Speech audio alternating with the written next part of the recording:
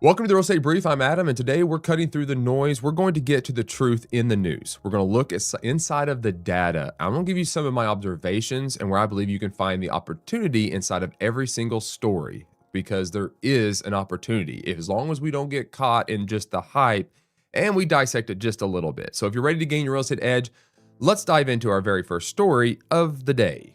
Here is what we're going to be talking about first. We're going to be talking about why old school still rules at winning listings in 2026.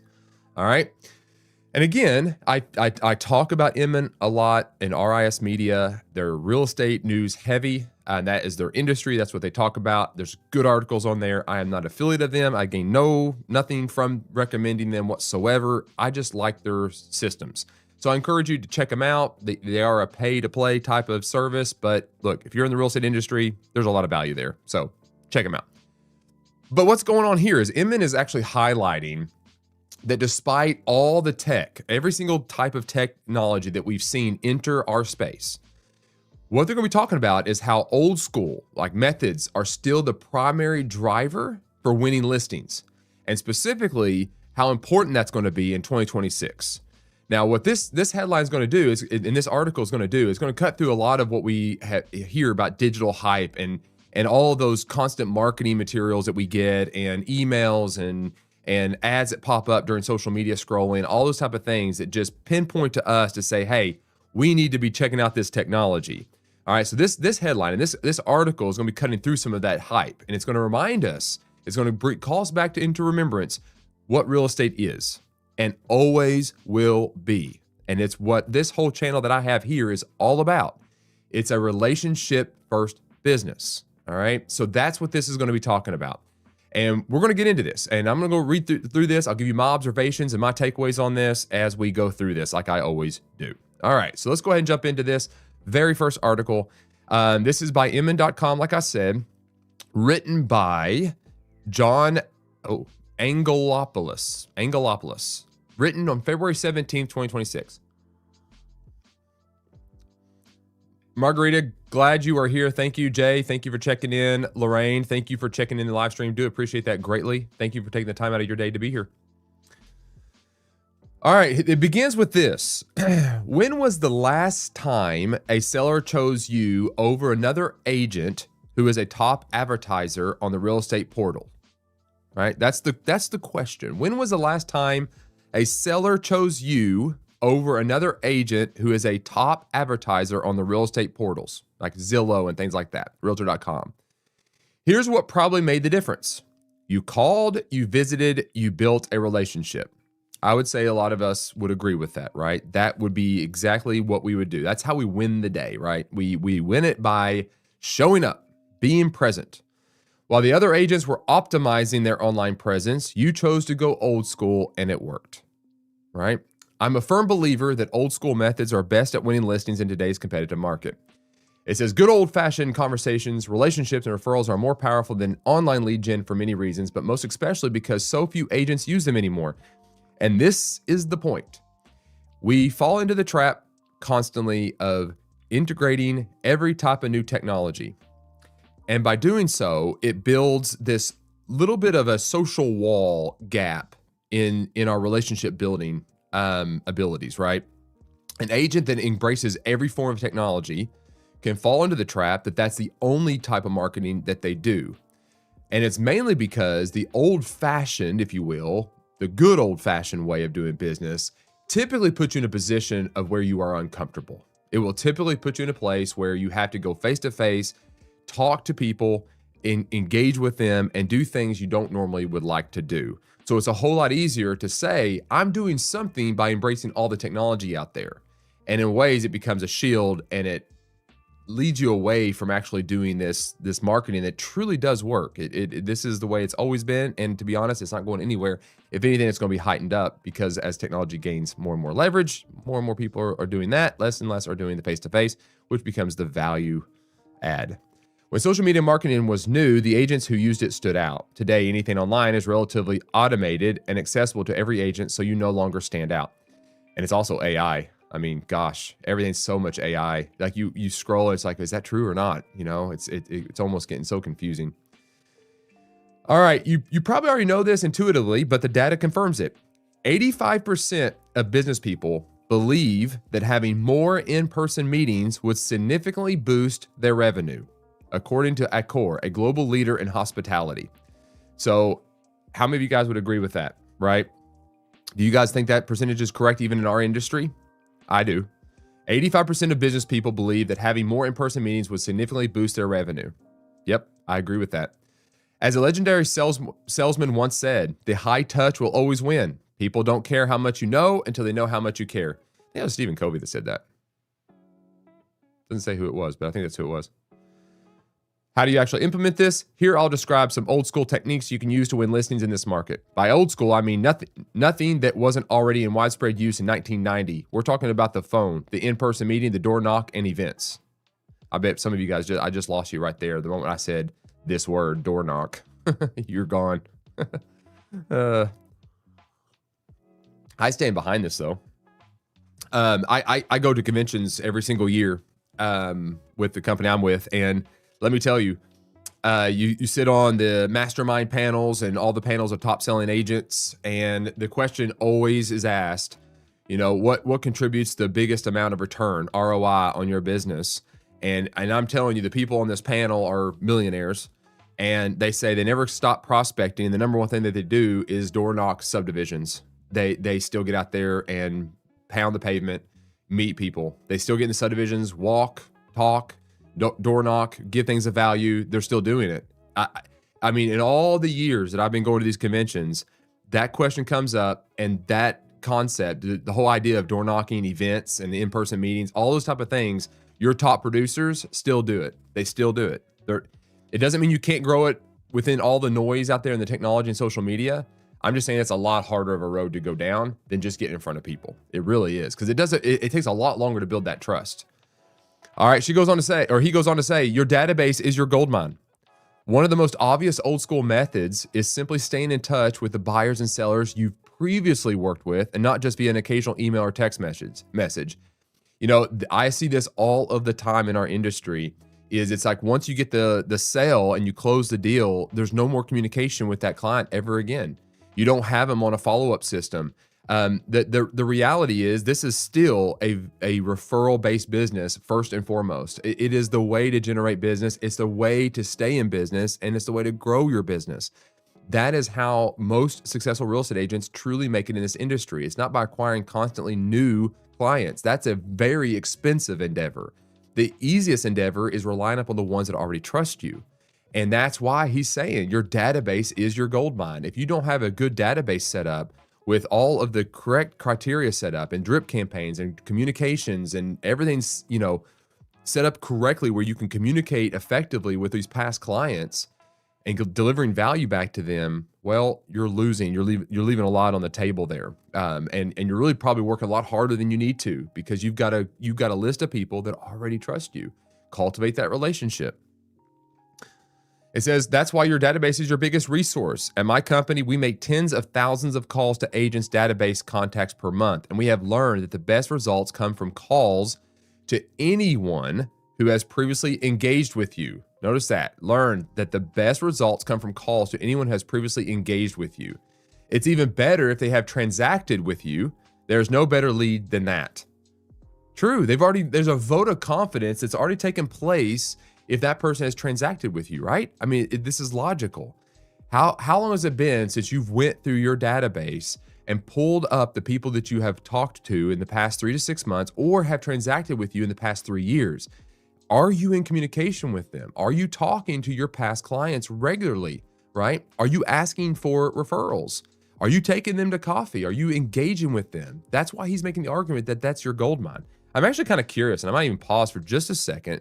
I'm curious on who this guy is, because he said on our platform, John Angelopoulos is a former luxury real estate agent and the founder and director of East Coast Call Center Service and Messon Agency. So that's interesting. So when we start reading articles like this, let me just a little bunny trail here, but it's like, how do I know that what I'm reading is reliable? Sorry for the bunny trail. We'll get back to it, but this is good for just long-term thought. is I could easily quickly just read this article and run with the facts that this guy's laying out. But then how do I know what he's actually telling me is something I need to lean into? Well, at the very bottom there, it tells me exactly what it is. So he runs a call center. So he has a call center service. It says Director of East Coast Call Center, right? So we could easily investigate what that is and see if what this guy is saying in this article is reliable or not. Why would he make that statement, right? In regards to that percentage, he's talking from an educated position, and why should we believe him? Well, he's telling us why. He runs a call center, so he has access to data to know what's actually working. And so when you hear him making a statement like that, where was I? I was right here, right? Yeah, where was I? Less effective, but still worth engaging as everyone else, even if they won't remember your name. Right here. That's why your database is your biggest resource. At my company, we make tens of thousands of calls to agents, contacts per month, and we have learned the best results come from calls to anyone who has previously engaged with you. So this is a guy that runs a call center, has the data, and he's telling you exactly where the gold mine is. So I feel like it's reliable, guys. He's got data. We can rely on this, and I mean, we can rely on this just in our own experience, right? It says less effective. Second best is someone who has met you and remember you when you call. So that's this next layer of that call list. So he's already given you one, people that you've worked with or transacted with. The second one is someone who has met and maybe remember you when you do call them. More of a warm lead, right? We got the hot lead, we got the warm lead, and then less effective but still worth engaging in everyone else, even if they don't at first remember your name. Use the phone to check in with all these groups at regular intervals and on important anniversaries. This is where your CRM comes into play, right? Recording information about that client that is important to them in your database needs to become a daily practice. When you meet somebody, trying to find out as much about that person as you can and setting reminders builds value back to that person, because when those dates come up, you're sending them communications. That is a great touch for building a referral business. Says one of the best agents I've ever known scheduled an hour every single day just to have casual phone calls with people in his network. He wasn't angling to get their business on those calls, but just being friendly and a helpful advisor. This is great advice. It's so simple. In our modern age, again, we have all of this crazy noise going on. It's really hard to develop a systemized plan that returns and gives us and returns clients and makes us more money. But what he's arguing for makes absolute sense, right? I mean, just engaging with people that you already know. Do you set aside an hour every single day to call people that you've worked with? Good advice. It's good advice. It's so simple. And that's what I always say that about real estate. It's like we overcomplicate it. We want all these new gadgets. And the reality is it's just about having conversation. It's about meeting people. That's the game. You know, it might not be the most flashy and the fastest growing game, but it's the game that brings longevity and really does give a referral business, right? Which is what this really is all about. To put this into practice, I'm going to ask you to pull up 5 past clients you haven't spoken to in 90 days plus. Call them to ask for business, but to share something valuable like a market update or even just to check in. There's your action item.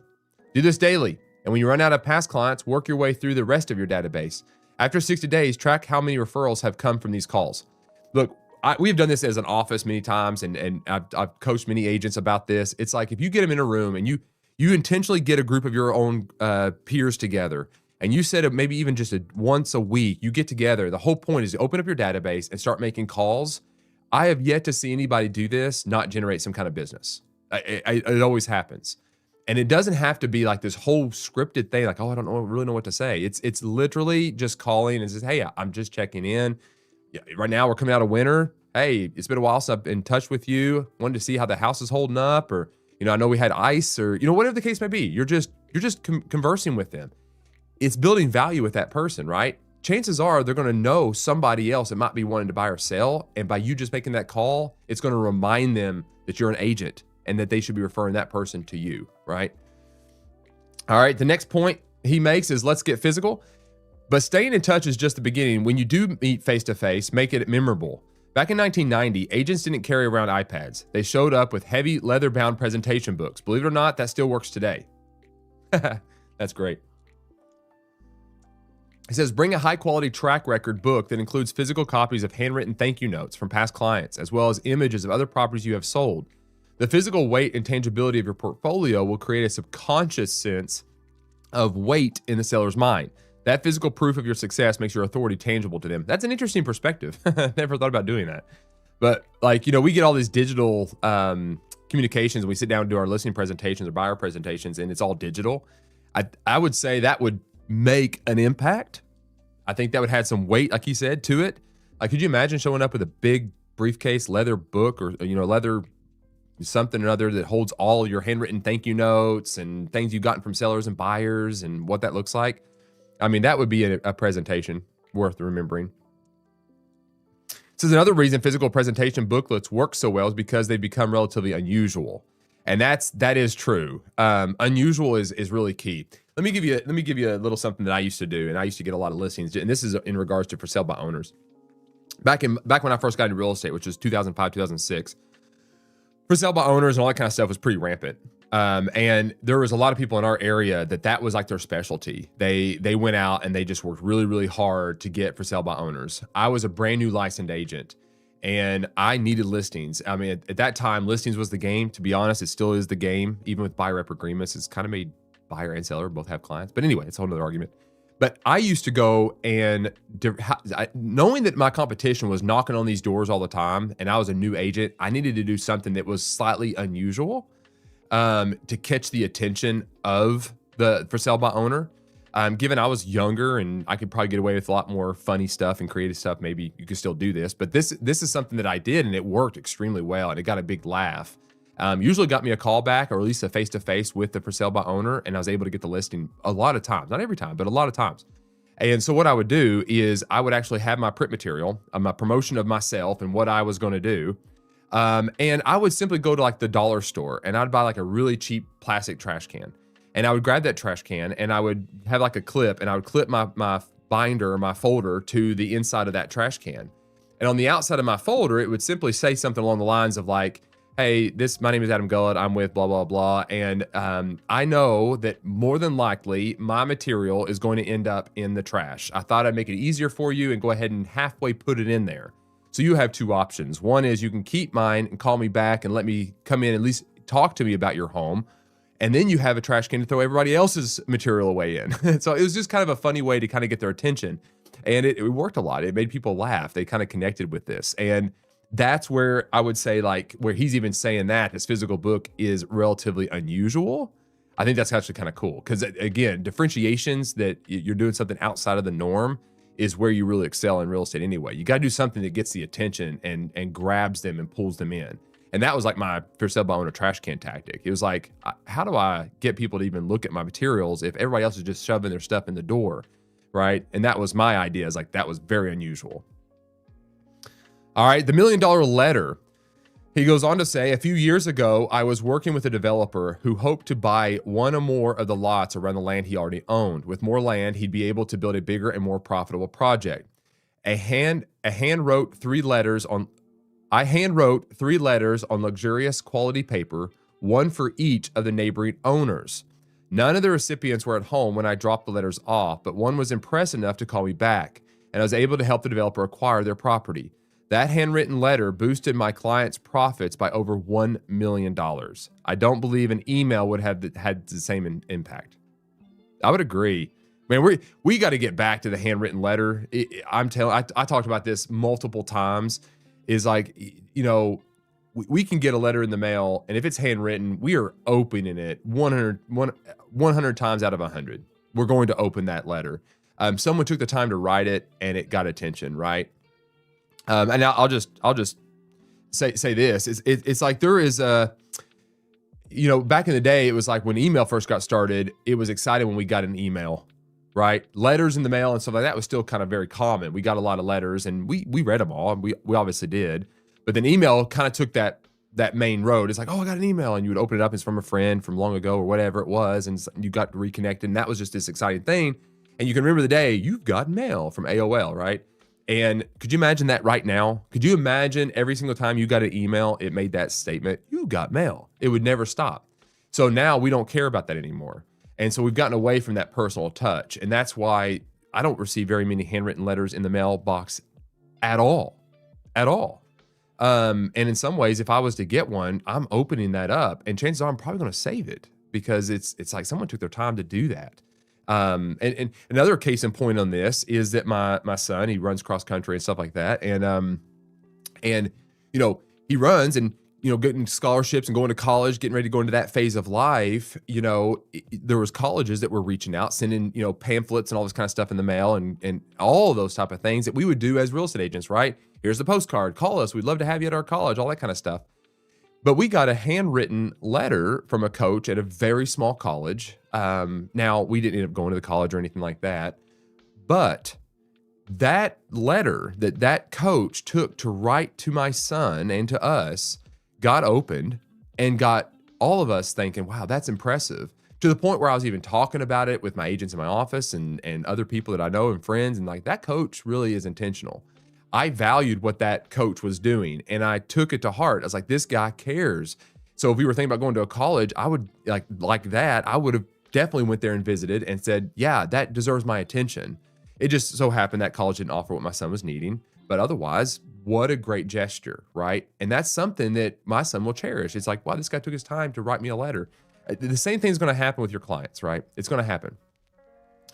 All right, then it goes on, it says the patience paradox. The patience paradox. Here's where most agents sabotage their old school efforts, being too aggressive. The biggest mistake you can make when talking on the phone or in person with a potential seller is pushing too hard. I know the famous phrase, always be closing, but the truth is, I don't agree with it. I'm the same way. When you try to force your prospects to take an action, it's usually counterproductive. Instead, what you should aim for is discovering their next action point. Instead of asking, are you ready to list? Ask about their jobs, their families, the sports they play. When a prospect says, we may move back to Florida when my daughter graduates in June, you call them in May and don't badger them every week until then. So, and this is the thing too, this is going back to the CRM, like that's a date, right? If you had this person in your contact database, you'd put that in there. You would put a note in there and you set a reminder. That's where technology excels. But technology excels in the administrative side of things to keep you on point, to be able to make those personal touches. That's where it excels. It's not setting up a drip campaign inside of that CRM that when that happens, you've got an email already to go out. It's just a prompt to tell you to call them and touch base with them. And I will say this too, even to the point that he's making here, where he's talking about the patience and being very patient with people. I've been doing this for a long time. I have watched a lot of people get into our industry, be super aggressive. And at first they have great success and they build a big following. They build even a big brokerage even. Agents want to come and learn from these gurus and how great of a company that they can build. And what ends up happening though is, even though those aggressive tactics, that domineering where they're always be closing type attitude, those type of things work for a while. But what ends up happening is you end up developing a sales perspective. The consumer begins to understand like, oh, I don't have to deal with that pushy salesperson anymore, right?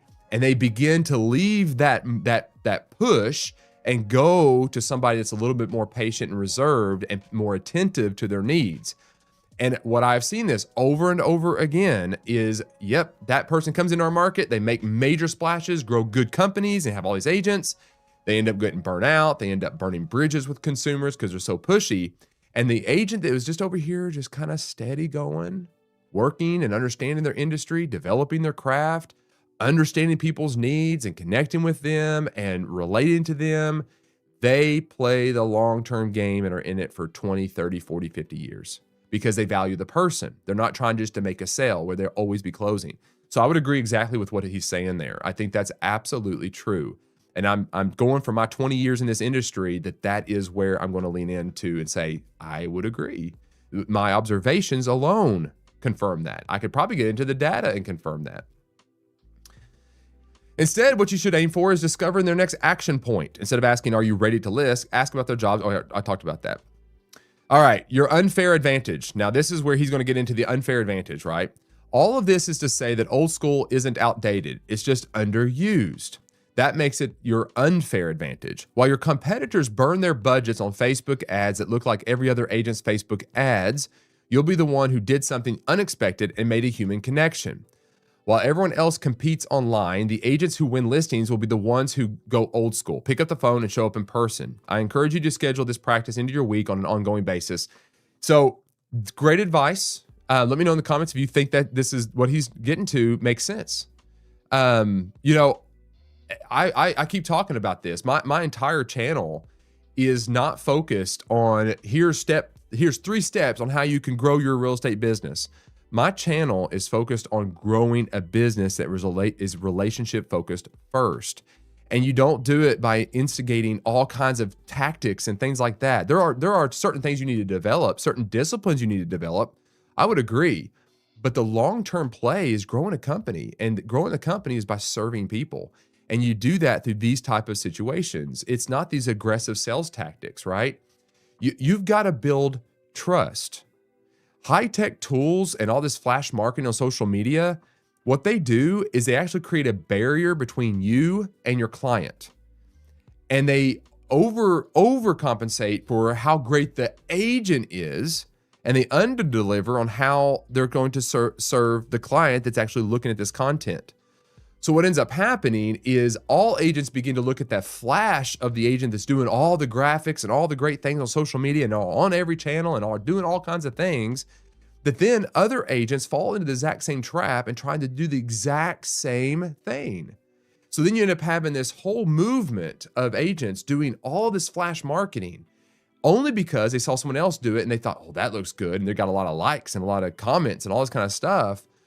And then they miss the opportunity of actually developing, cultivating the relationship.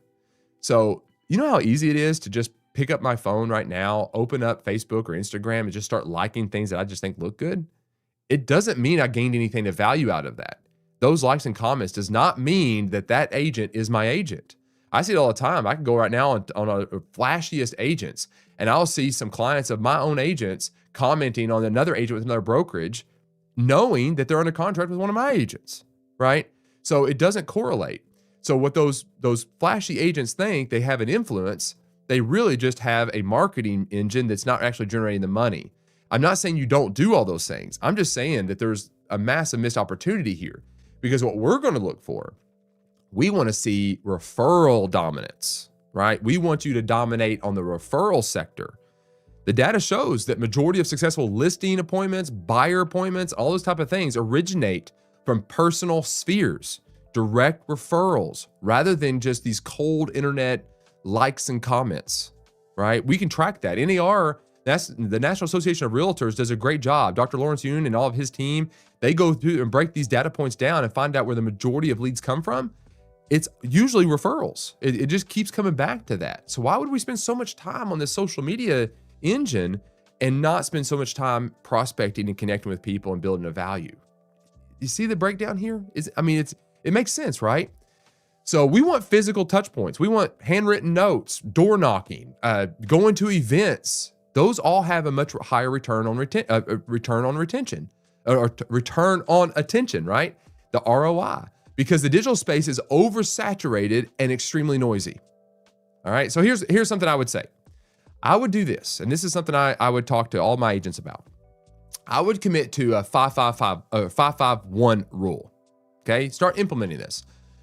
5 handwritten notes to your past clients, 5 phone calls to check in. Don't ask for business, just do a check-in call, and 1 face-to-face coffee or lunch meeting every single week. That's it. 5-5-1. 5-5-1. Every single day or every single week, write 5 handwritten notes, 5 past phone calls, and then 1 face-to-face. And I encourage you, track the results of those calls. Track results of those letters, right? Track the results of those meetings. And then if they begin to work, lean heavier into that than anything else. While the agents are being flashy and noise and loud, lean heavily into connecting and relationship building, and just see if you win. Just see. I'm telling you, this channel might not blow up, right? Because I'm not flashy.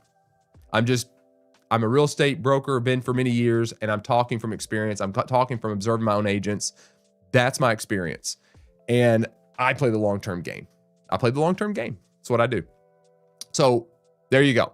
That's article number 1. I labor on that for almost 40 minutes. But it's good. It's got so much content in it.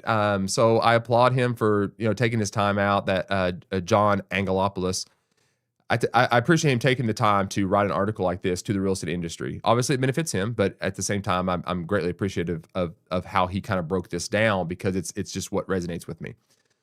Okay, let's jump on to article number 2. This is about customer experience, which is, there's an acronym they talk about customer experience. Like if you get into like business school or anything like that, they call it the CX, customer experience. And if you think about like Chick-fil-A and these big franchises and what they're looking for, they analyze their CX. Like they go into the data and they figure out like, what's the customer experience look like? How do we cultivate this experience to make it really come together? All right. So in this article, Real Estate Marketing That Builds Trust in Any Market by Katie Borgia, and she's the director of marketing at Dixon Realty. So she's just a realtor, director of marketing, and she's going to give her opinions about what the customer experience looks like. And I just felt like this article correlates very well to what we just discussed, and it kind of goes hand in hand. So we're going to kind of bring these two together just a little bit. All right, so let's get into this one. This is by a website that I've not actually ever pulled from. It just kind of popped up, but it's in regards to the CXO insights. All right, CXO, like basically like customer experience. So they pulled this in about real estate. This is by Martech Outlook, martechoutlook.com. Technology solutions that drive marketing. Again, not really real estate specific, but an article popped up that I thought was intriguing. Katie Borgia, director of marketing, Dixon Realty, is who wrote this. There she is. So thank you for doing this. So let's just dissect this real quick. It says real estate marketing is changing fast. New platforms, new data sources, and new technologies emerge every year. Yet despite that pace of change, the core drivers of meaningful results have remained remarkably consistent. Okay, this is going to drive right home to what we were just talking about, why what we were just discussing makes sense in the 2026, and how that customer experience correlates to what we were just talking about, how you bring those two together. What does she say? She says referrals are still the most dependable source of high quality business. So this is just another person's opinion, right? All right, she goes on to say referrals are still the most dependable source of high quality business. What has changed is how those referrals are validated. Buyers and sellers rarely act on a name alone. They research. They look at an agent's digital presence, social channels, and reviews to understand how that agent shows up before deciding whether to engage. So we'll pause there for just a second. Now, you could easily fall into the trap and say, oh, I just need to be on everything and I got to have a digital presence. I got to be really, out there in social channels and I got to do all these type of things. The answer to that is yes, you do need to be out there. But how you're out there really matters.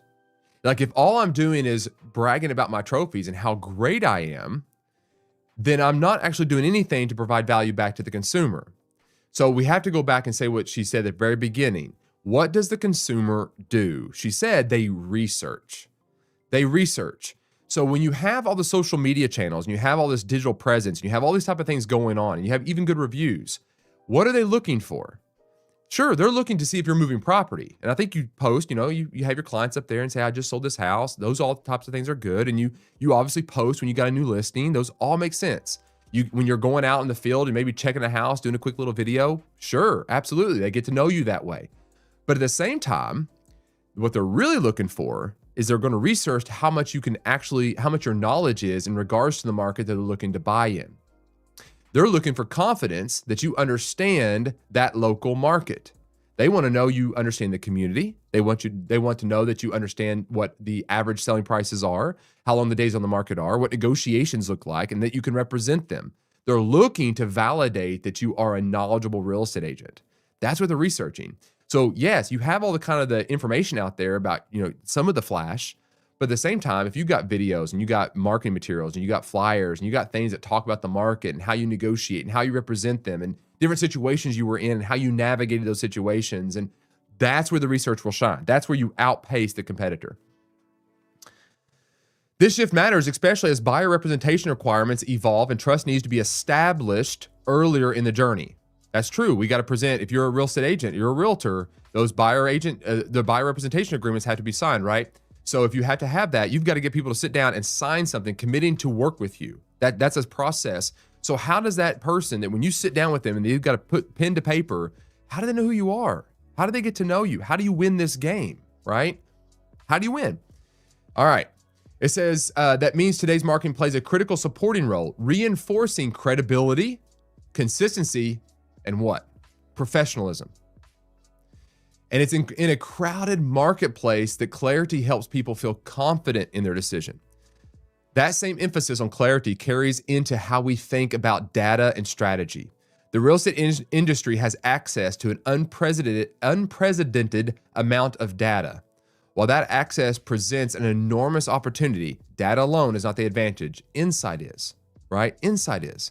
I mean, we've got with more than 200 years of combined experience across our ownership leadership team, blah, blah, blah. Our work happens at multiple levels. We build a strong, consistent company brand while also supporting individual agents. All right, well, she goes on to say, data sits at the center of that work. It informs how agents price and position homes. It supports clear, confident messaging, and it allows us to speak accurately about performance and leadership. So what are you looking to do? When you're making posts and you're doing certain things, what is the ultimate goal here? We need to understand price. We understand value. We can assess homes' value. We know how to position homes correctly to get the most eyes on it, right?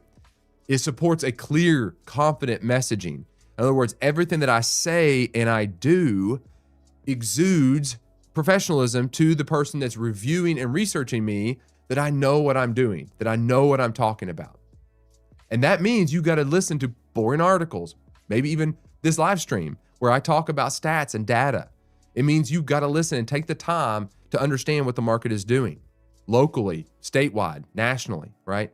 Even around the entire world where markets are shifting. There's a benefit to knowing how all this kind of stuff works. And it does add credibility to your name.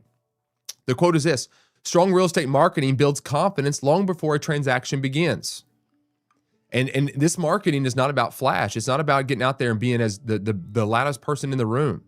It's all about aimed at building the confidence in the consumer to use you. You don't ever lose sight that what you're doing is one of the most complex situations that people find themselves in that they hardly ever do. Some people only do it once in their entire lifetime, and they've never done it before. So there's a lot of emotion involved in this. And then you take all of that and you couple it with the cost. It's the largest purchase that most people will ever do. That just exasperates the emotion that's in play here. So we got to keep this in mind. So how do we market ourselves to address that difficult position that people find themselves in, right? How do we do that? What does that marketing look like? And that's what I talk about on this channel all of the time, is like how we position ourselves as those go-to agents. That's what we're about. It says the challenge has been ensuring the market understands that distinction. As national luxury brands enter the region, brand recognition can sometimes be mistaken for local expertise. What those brands often lack is history. So it's true. We can't just rely on some big company coming in and solving our problems. It's us as the local agents. And it's not to discredit any large brokerage or anything. They have a lot of value as far as supporting us. But in the end, the consumer is going to work with you. Right? The brokerage is an umbrella of services and support that you need to be able to function and do your job. You're the outward expression of how to represent the clients, right? And how the consumer sees you. Like that's your job, right? The fundamentals of buying and selling homes rarely change, even as markets shift. What does change are the cycles and the pace at which buyers and sellers move. That's why any shift in marketing strategy needs to be intentional. Before changing direction or taking on something new, I always ask whether the decision supports the company's long-term goals or your company. I would ask that question. You're running a business. If it doesn't, we pause. In other words, if before you make a post or before you send out an email, like analyze it. Does this make sense? Does this fit my brand? Does this fit the value that I want to deliver to my clients? Asking these questions. Effective marketing stays grounded in those fundamentals rather than reacting to short-term fluctuations. All of these points refer to the skills modern real estate marketers need to develop. They must understand data, how to collect it, interpret it, and apply it responsibly. Let me just say, that's exactly that right there is what I'm trying to do here. Okay, I'm not trying to just do an ad here, but this resonates with me because there is so much noise. Like my goal is to create content that is literally just helping you to kind of understand the data and what is going on in the real estate industry and how to kind of navigate that. I'm going to give you my observations and my opinions. You're welcome to kind of push back on that. That's what makes this work. But then we have to understand that the way we interpret that data and the way that we apply that data matters. And it's not just reading the headline and then just running with it like the consumer does. It's going a little bit deeper than that. It's understanding how all of this correlates and how I need to adjust to that shift to then correlate that into my business. Like that's the process, right? Strong real estate marketing builds confidence long before a transaction begins. Okay, and then this is the final point of this article. AI can increase efficiency, but it cannot replace market nuance or human judgment. Okay, they must understand positioning because it directly impacts outcomes. So I say that just because I've been posting a series of shorts and TikToks about AI and the importance of what it can and cannot do and how it's not going to replace you. And that's exactly what I was getting to at that. I mean, that's exactly the same point. All right, so what we're looking for, what's some of the takeaways? What's my observation? What's a summary of this, right? Hyper-personalization. I would say generic marketing is dead. That boilerplate stuff where you just throw it out there, that's so normal, it's so overdone. You need to be looking at what's going on inside of your local community and addressing those specific needs. It's a needs-based marketing. What stage of life are they in? Look at your demographic. Who are you working with? And what stage of life are those people in? And what service do you bring to the table to help navigate those life circumstances? Like, what is it in the real estate sector that you can do to address and market yourself to them as a knowledgeable person in that place, right? In that demographic? What can you do? Also, I would say, like, you need to figure out systems and processes that cause it to be less friction. If there's anything inside of your system that causes hiccups consistently, maybe it's a style of communication. When we go back to the whole idea of customer experience, I'm trying to deliver value, and what I say needs to be matched up with a service that is very consistent. So I would go through my entire process of the way I conduct my business, the way I handle transactions, and look through that and see exactly how I go through that process. And if there's any issues in there, fix them and make them more smooth for my clients. And that's where I would lean. So I would map, I guess the best way I would say this is kind of identify every single, friction point in your transaction process. And I would go back to your buyer side and map out the client journey. Point A to point Z, what do I do to get to that point? And then begin to replicate that consistency. Same thing on the seller side. What do I do when I get a client? How do I process that through? There's a lot of helpful articles out there. There's a lot of information as far as doing the mapping out the client journey. I might even do one here sometime. But really, point A to point Z, how do you get them there? I would do videos. I would build trust through transparency with videos. I would do that. I would go through your CRM, talk through and recategorize those, maybe create life stage segments, empty nesters, newlyweds, whatever, add tags inside of your CRM to address certain demographics and segments of life stage. Just that way you can kind of keep points on what that looks like. So those are all little takeaways that I would say that you can do inside of kind of what we've kind of come to the conclusion here and all this information, right? I got one more article we're going to do today, and that's it. And this is still kind of following along with the same process here, right? We're still kind of going along this journey today. It's very thematic today, which I like. I think that helps us to kind of stay on point for those that are watching. This next article it says the next era of real estate marketing is here. The next era of real estate marketing is here. This is I did this another place. This is by Florida Realtors .org. You can check them out. I did an article with them yesterday as well. This is written by, well, it doesn't really say. Okay, source is Chicago Agent Magazine, written back in January, copyright 2026, Smith Buckland. So this is a really short read, guys. It's nothing crazy, so you can bear with me. Hopefully you can. All right. This right here is kind of talking about like there's a major shift in the way we market and how we're entering into more of an era of authenticity. So this is just another article validating what we've kind of been on this journey today talking about, right? And we do know there's like a lot of this noise out there about being omnipresent and what that looks like. But the real story is about how narrow and deep your marketing needs to be to actually convert. All right, so let's get into this. Let's get into this article here, and we'll break this down a little bit quickly here so we can wrap up.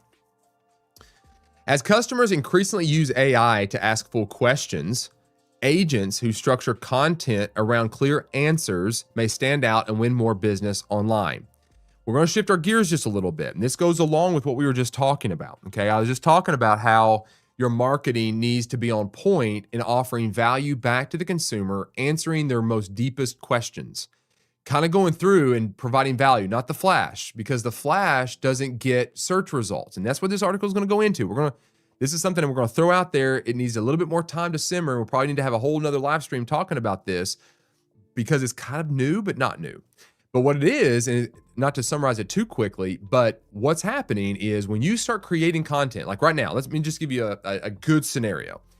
Here I am talking, like if I take yesterday's live stream was all about the economy. All right. Everything I did was all about the economy. I was talking about the housing bill was being passed, talked about legislation. I talked about the affordability issues, the housing indexes, the mortgage rates, all these type of things. Okay.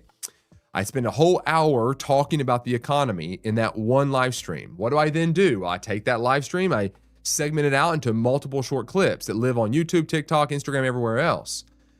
Then what happens? See, we think that those videos and all the information that I just made live only on those platforms.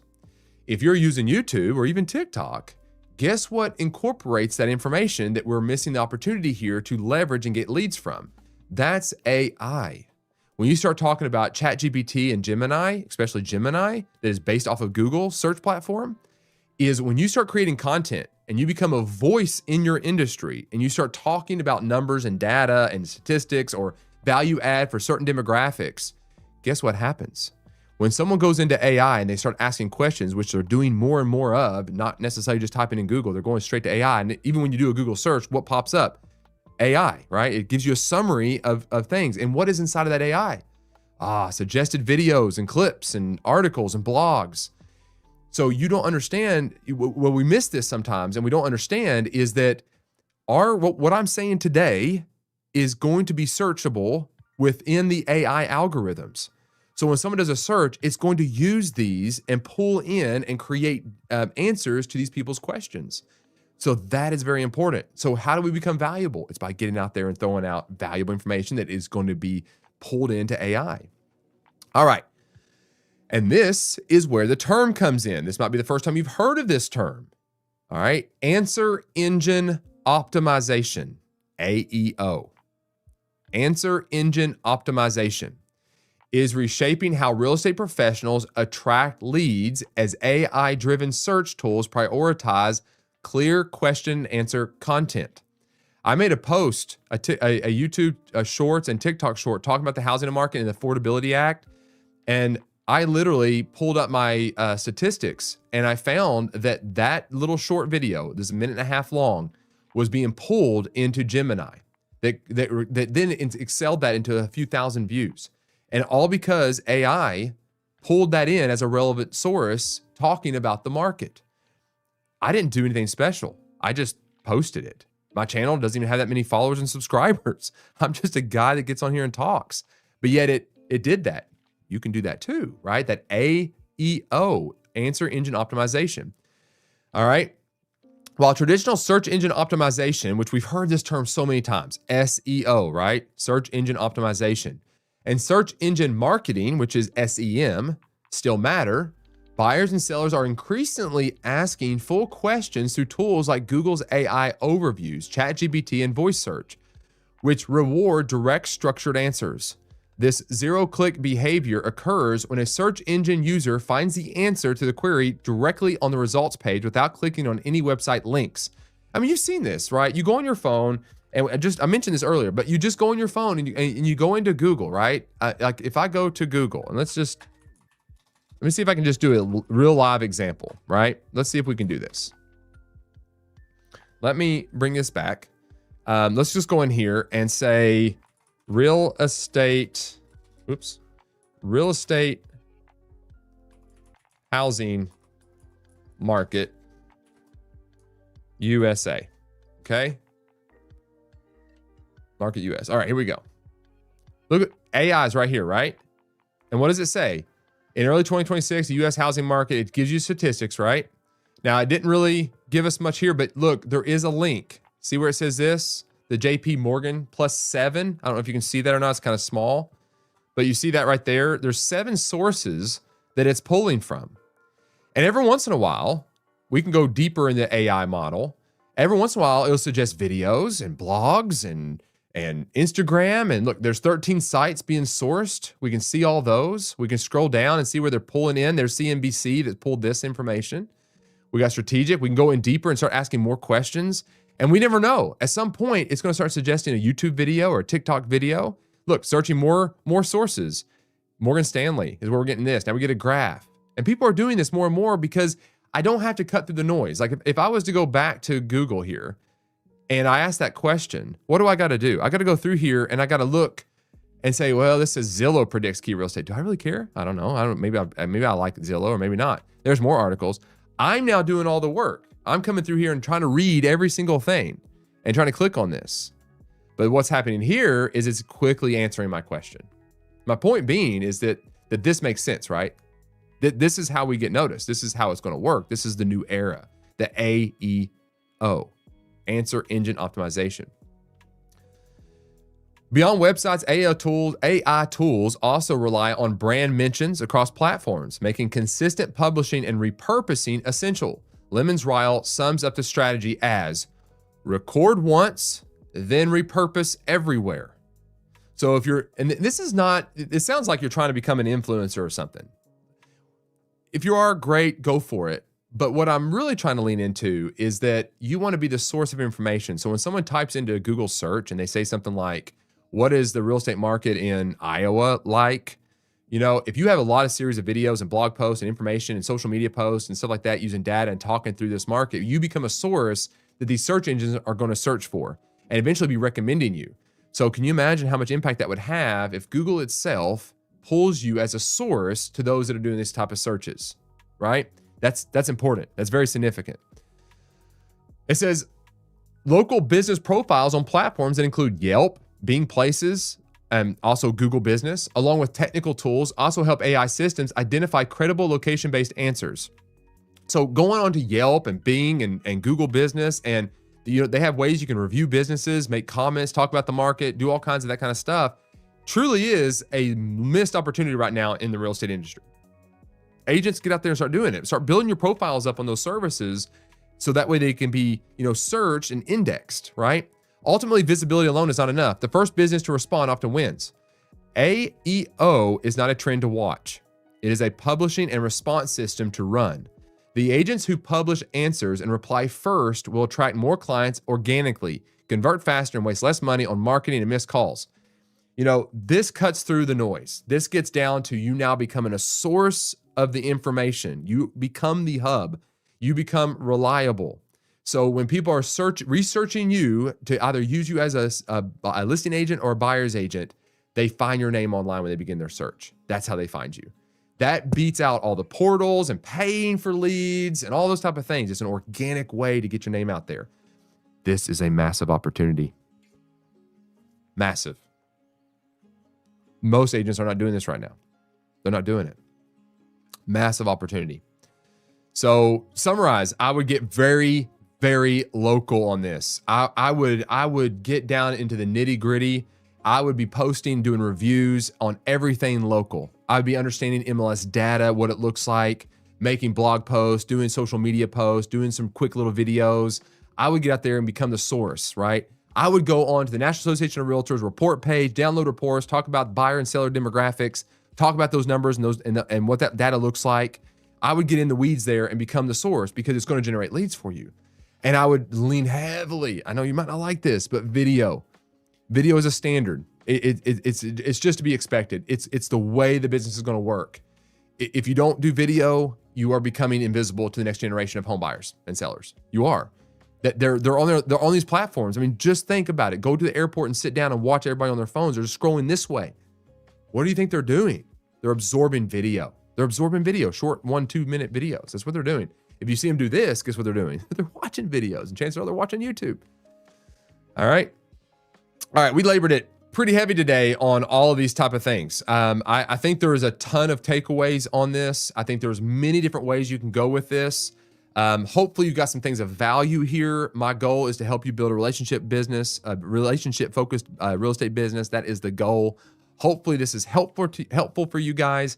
I do appreciate you guys taking the time to watch. I don't take that for granted whatsoever. You took time out of your busy day to come here and listen to me talk. I just want to make sure that what I'm doing is actually helping you guys. So that is my ultimate goal. So thank you guys, as always, for being here. I appreciate that. It's time to wrap up this live stream. I got to go have some meetings. So that is your real estate brief for today. If you found this helpful, please consider hitting the like button to tell YouTube you would like more of this type of content. If you're watching on TikTok, Instagram, or anywhere else, please consider following, and also ring the bell so you'll be notified every time I go live. That would be extremely helpful and get more people involved in the community to engage. So I do appreciate that. I'm looking for more and more agents to join this community of agents that are focused on building a real estate business that is focused on relationship first. Look, there's more I could be talking about because I do like to talk. We're going to save that until tomorrow at 8:30 a.m. Eastern time, where you're watching it right now. So join me tomorrow at that time and we'll have another discussion. Have a great, amazing day, and we'll see you tomorrow.